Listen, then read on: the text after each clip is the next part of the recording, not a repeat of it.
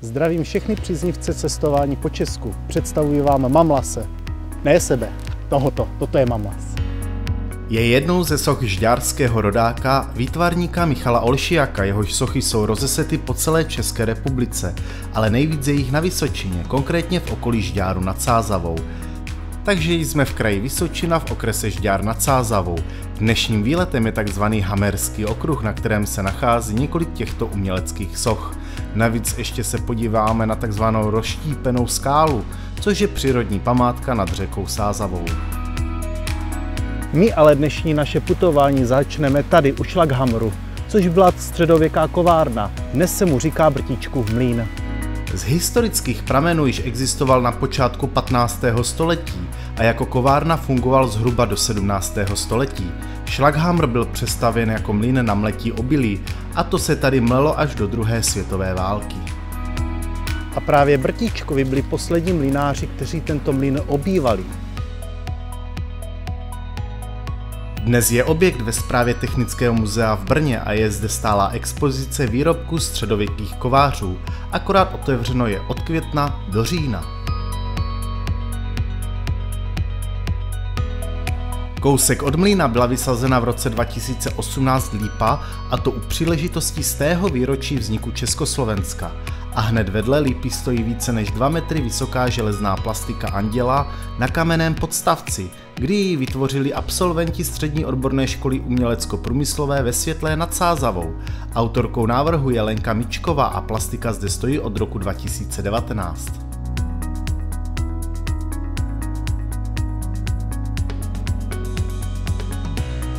My ale pokračujeme dál, a to od techniky k přírodě.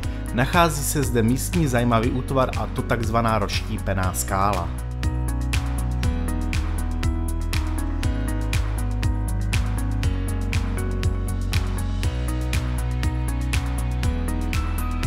Nebojte se, tohle neudělala žádná pila, ale voda a mráz, která postupně rozrušovala skalní masiv a skála jednoduše a prostě pukla. Stalo se to někdy v pozdějších čtvrtohorách, takže už je to nějaká ta doba.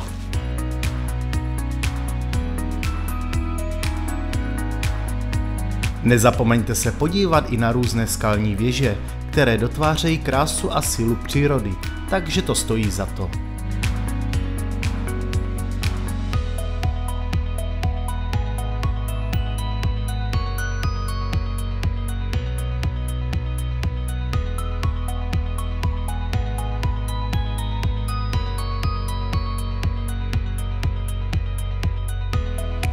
No a my už potkáváme naši první sochu výtvarníka Michala Olšiaka a myslím si, že nemusím ani napovídat. Mamut. Obal sochy mamuta je z betonu, ale vnitřek je vyplněn vším možným. Mamut zde stojí od roku 2006.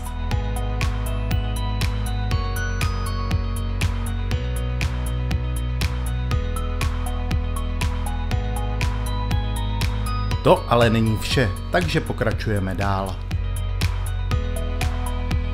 Tak, naší další zastávkou je socha koně, který se snaží vytáhnout z bláta svůj povoz, který ji zapadl. Snad se mu to podaří. Opět z dílny Michala Olšiaka. Socha se nachází u ranče v Hamrech nad Sázavou a je v těsné blízkosti hlavní silnice první třídy číslo 19, takže není problém se k soše dostat autem.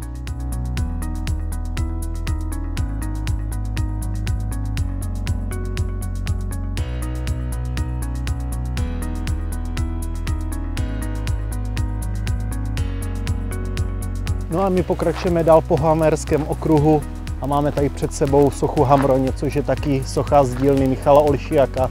Je to takový kříženec mezi žábou a šnekem. Krasavec, že?